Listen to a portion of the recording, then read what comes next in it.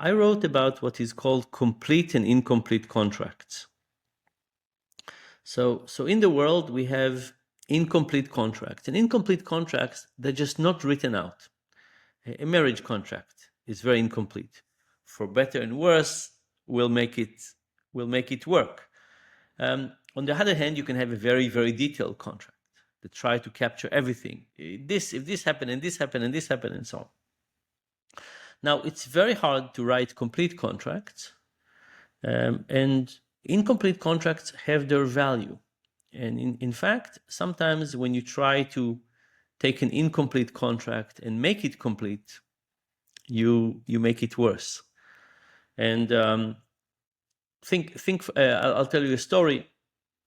There was a woman who managed a company for many, many years. She was in her 70s. She started when she was in her 20s. And she told me that when she was young, all her contracts were handshake. And she said, things would happen, and the contractors, and she would call them up, and they would fix things. She said, now lawyers come into the picture, and they start talking about all kinds of low probability effects. Look, what will happen if your thing poisoned my customers? And what happened if you have a data leak?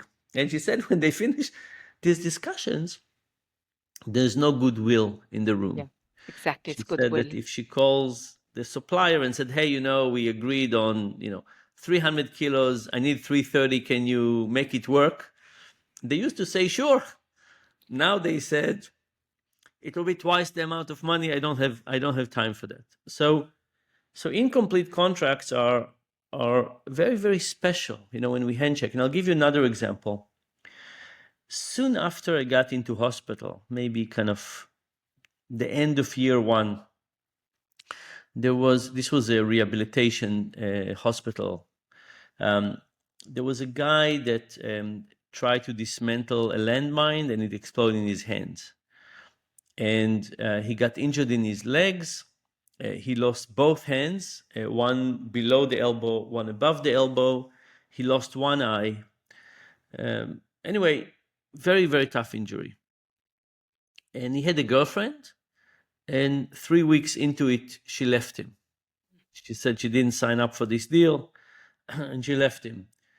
And me and all the other injured people, we would get together from time to time, like, in physical therapy and so on.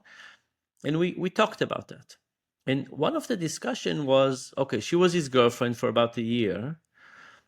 What would have happened if they were engaged? What would have happened if they got married? Yes.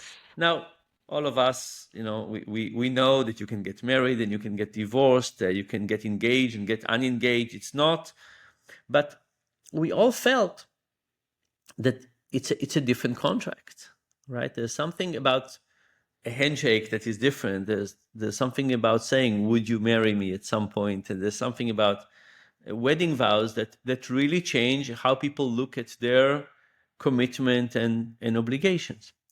Anyway, all of this is a long introduction to say that countries have incomplete contracts with their citizens. And, the hostages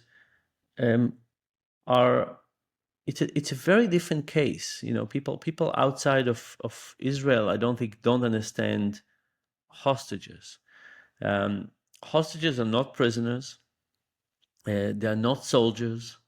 There are some people who went to a party. There were some people that were taken from their homes. It's a very different contract between what we think. It's true that a life is a life. I'm not making light of any life on either side, but there's something very special, very, very, very heavy about hostages. What is our commitment to our citizens? And what I wrote about is this idea that we have this contract, and the contract is, I'm a soldier, I expect this, and so on. I'm a citizen, I expect this, and so on. And the feeling of abandonment of the hostages is extra tough, and it's creating an erosion of the contract. When you when you think you have a contract, this is what I get, and it's an incomplete contract, so you never specified it. But all of a sudden you say, oh my goodness, if Hamas comes and take me from my bed and hold me this, the country is, our prime minister doesn't feel that his number one obligation is to release it. His obligation is to other things. Have I lived in this country for X years in the wrong feeling of a wrong contract? So it is about Israel, it is about Netanyahu, but I think this question about incomplete contract is much larger and much more important, and we should think about it much more, because incomplete contracts are incredibly beneficial. Like, think about the people in Israel serve 3 years in the army, or 2 to 3 years, and some people stay longer.